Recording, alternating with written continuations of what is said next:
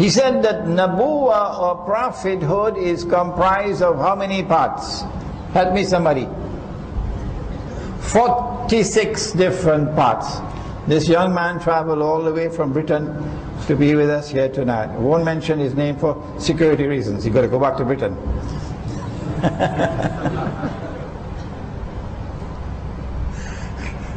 Prophethood is comprised of 46 different parts. He said, after me, not me, the Prophet, after me, nothing remains of prophethood in the world except one part. And that one part of Nabuwa or prophethood, which is still here in Masjid Al-Ghufran, in Tamantun Dr. Ismail, in Kuala Lumpur, is Ru'ya Sadiqa and Ru'ya Salihah. Good visions and true visions, and good dreams and true dreams. And they still remain in the world up to this day. And so knowledge can still come to us now. New knowledge. And that knowledge comes from Allah. And that knowledge has the status of being the last part of prophethood still remaining in the world. They cannot critically respond to this. No, sir. Of course, when that knowledge comes, it does not have the status of the Quran. No. It is not binding and incumbent upon anyone. No.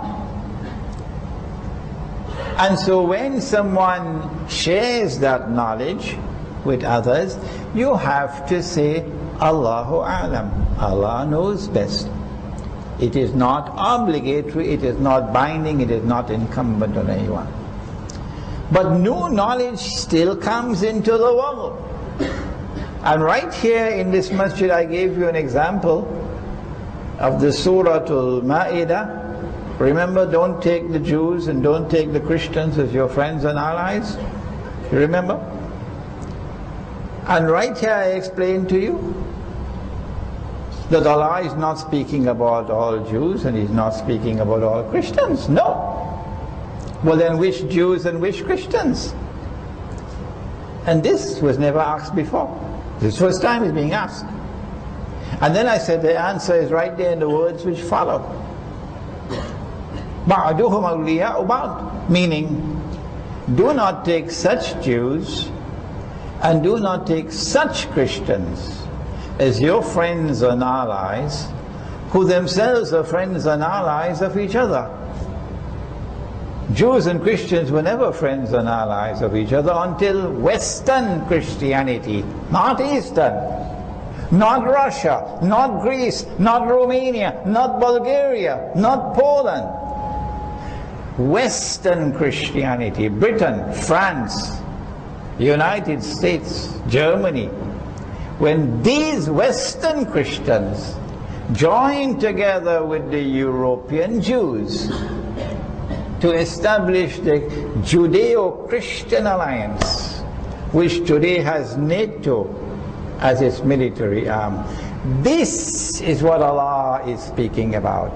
Don't take them as your friends and allies.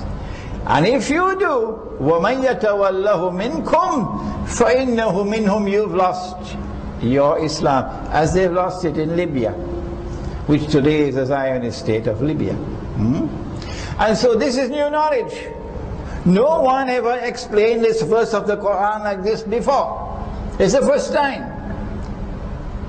But does that mean because it is the first time, it is inadmissible, it is false?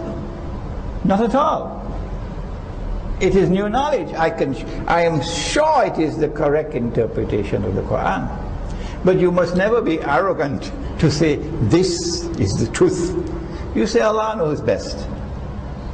Allah knows best. And just present it and let the people decide.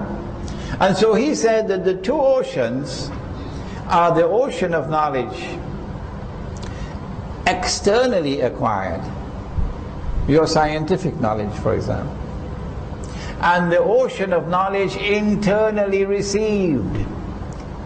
And that ocean of knowledge has not dried up, it's still there. I hope the Jews are listening, because this is of critical importance in the next 20 years that lie ahead of us. That's the difference between us and you. And tonight's lecture is directed to you, the Jews. My teacher of blessed memory, Maulana Dr. Muhammad Fadlur Rahman Ansari Rahimahullah, his scholarship was Majma'ul Bahrain. He represented Majma'ul Bahrain, the ocean of knowledge externally acquired and the ocean of knowledge internally received, and mutually integrated into a harmonious whole. That's methodology. So they're traveling towards the place where the two oceans meet. And as they reached close to that place, they stopped at a rock to take a little rest. And as Musa alayhi salam put his head next to the rock to take a little sleep, the fish came alive. As I told you, I don't know whether it was ikan goreng or ikan bakar, but the fish came alive. And the fish jumped out of the basket. So there's something about this place, somebody here who can bring the dead back to life. And the fish made its way into the water. And the young man saw it. When Musa alayhi salam woke up, he then proceeded on his journey, not knowing what happened. Proceeded on his journey beyond the rock. But now, the journey becomes tiresome, wearisome. He's tired, bogged down. لَقَدْ لَقِينَا مِنْ سَفَرِنَا هَذَا نَصَبًا, says Surah Al-Kahf. This journey has become tiresome. A very profound lesson. So long as they were traveling towards the rock, there was no tiredness. You could go to 90 years of age and you have a walking stick, and yet you're feeling young, and yet you are moving smoothly on with life. Nothing wearisome for you. Life is wonderful. Life is a challenge. There is nothing boring in my life. I'm 90 years of age. But Allahumma Jalla Jalaluhu. Is it our masjid? No. Everything is exciting, nothing is boring. But when you are on the wrong path, Sheikh, I get the email, I don't know what to do. Sheikh, I don't like this place where I'm living. Sheikh, where should I go? What should I do? If you're going on the wrong path, then you're going to end up confused. Yes. Unsettled. Yes. Restless. You're neither here, you're neither there. If you are traveling on the wrong path. And so Surah Al-Kahf is giving you a means by which you can test your own self. Are you sailing smoothly? Or are you just drifting? You don't know where you're going. When Musa alayhi salam had enough of this wearisome journey, he stopped. He said, bring the food. I'm hungry, let's eat. Then the young man said, oh, I forgot to tell you. But Allah says, no, he didn't forget. Shaitan caused him to forget. And Shaitan can cause all of us to forget, including me. And so we always pray to Allah and beg Him for forgiveness and beg Him to get us on a path which is better than the one of forgetfulness. عسى أن يهديني ربي لأقرب من هذا رشدا. I forgot to tell you what happened. The fish came alive and jumped out of the basket and made its way into the water. Musa alayhi salam said, but that is what we are looking for. Now let's go back quickly. So they went back to the rock. And when they went back to the rock, they saw this man sitting on the rock. In Sahih Bukhari we are told that Musa alayhi salam greeted him, maybe assalamu alaikum. So the man looked at him, greeting like that, in a place like this, who are you? So he says, I'm Musa. I'm Musa. Now listen. Listen. I hope the Jews are listening. He said, which Musa?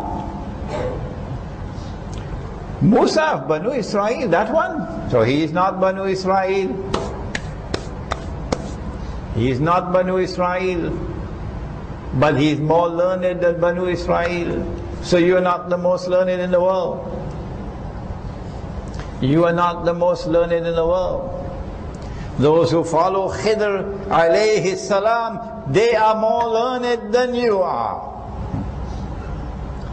He said, yes, I am that Musa of Banu Israel. In that case, look at the beauty of the statement, the way a learned man speaks. A learned man never has arrogance. A learned man never has pride. Those who have arrogance and pride, Allah takes away your knowledge. In that case, Allah has given to you knowledge that I don't have. How nicely. And Allah has given to me knowledge that you don't have. And then the Quran continues now with the story. This was in the hadith. So he meets Khidr alayhi salam sitting on the rock. And Allah now describes Khidr alayhi salam as his abd. Abd. Indicating that an abd, meaning a servant, he has to be a person. A person, not a jinn, not an angel. An abd, a person.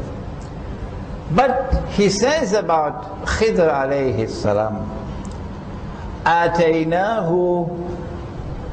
رَحْمَةً مِّنْ عِنْدِنَا وَعَلَّمْنَاهُ مِنْ لَدُنَّا عِلْمًا. Two things. I gave him knowledge directly from me. I gave him knowledge directly from me. But he didn't stop there. I gave him something else. And so this is a marriage. You have to have these two for it to work. I gave him knowledge and I gave him rahmah. Rahmah. Rahmah is kindness.